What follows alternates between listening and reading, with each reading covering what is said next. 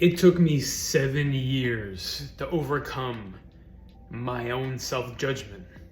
It took me 7 years of trial and error, reflection, hitting my head up against the wall, trying so many things to just see that the only thing that was in my way was myself.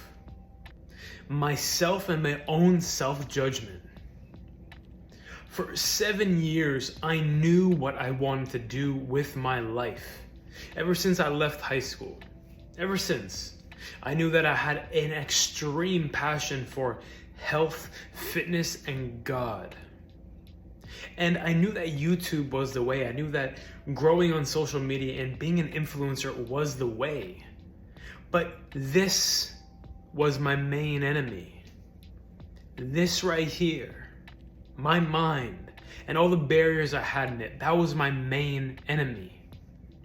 For 7 years, I was in different jobs, trying to do different things. I worked as a chef, I worked labor jobs, I've worked in retail, I've done personal training, I've done all these things, and nothing ever felt correct and right. But with me staying in retail for so long, for 7 years, 6 years actually, I met a lot of people. And I've had the opportunity to speak to people on a deep level, because for some reason, there's been moments where it's been so intimate. And with those moments, you can truly see one another and see what is inside of not only the other, but is inside of yourself. And years pass, and these conversations, I was constantly digesting them. My family situation was always changing, where I was living, what I was about, what was I pursuing, who are you as a man, what is this? And not having that father figure. There's so much as a young person I was experiencing to get me to where I am right now in this moment. So with all that digestion of these conversations with new people and all these people sharing their life experiences and where they're going, where they came from, then also the internalized pressure that I had from my family. What are you doing? You have more potential than what you're doing right now. You're working in retail. You have so much more to offer. You have these certificates, you have these abilities, you have your passions. Why can't you just go forward? Why can't you do it? Well, I'll tell you what it was. I had so much self-judgment every single day. How would these people perceive me if I stepped out on this path? How would people perceive me if I started talking about God? How would people perceive me if I just started training all day? How would people perceive me if I really stood on what I believe? If I didn't follow what they wanted me to do? What would they do? Will they still love me? Will they still want to be in my life? Can I still have love for myself? Would they leave me? All these things, these games, these thoughts. And every day I question God more and more. I say, God, what is your will for my life? And I hit the door. I applied to the military. I applied to policing. I did so many different jobs knowing exactly what I wanted to do. I had the counsel of my grandparents saying, you should go back to school, you should get your education. I followed it through, but nothing ever aligned. It was like God was saying, nope, not that way again. Military, nope, not this. And it was just a constant refinement saying, this is what you're meant to be doing, Micheal. And God finally just showed, stop believing this programming that has been instilled in you.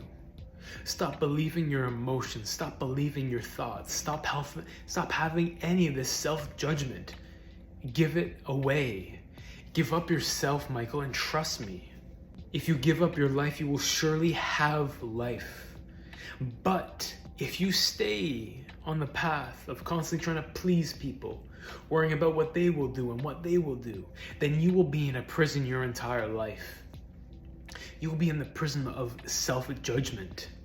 And you will live a life that has never been lived. You will live your entire life as a dead man.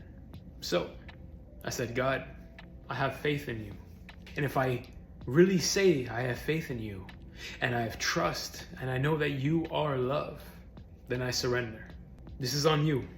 I give who I am to you. No more of me. I give up my thoughts. I give up the constant emotions that are moving every day. I say I dedicate my life to you. I give up myself. I'll sit in my suffering. I'll sit in that silence and I'll trust you. I can do nothing, and of myself I know nothing. I rely on you, God, as you show me the way. You've refined me after years and years of trial and error. And I know that there will be years and years of more trial and error. But I surrender myself. I surrender. You have to understand that there is a path. There is a way for you in life.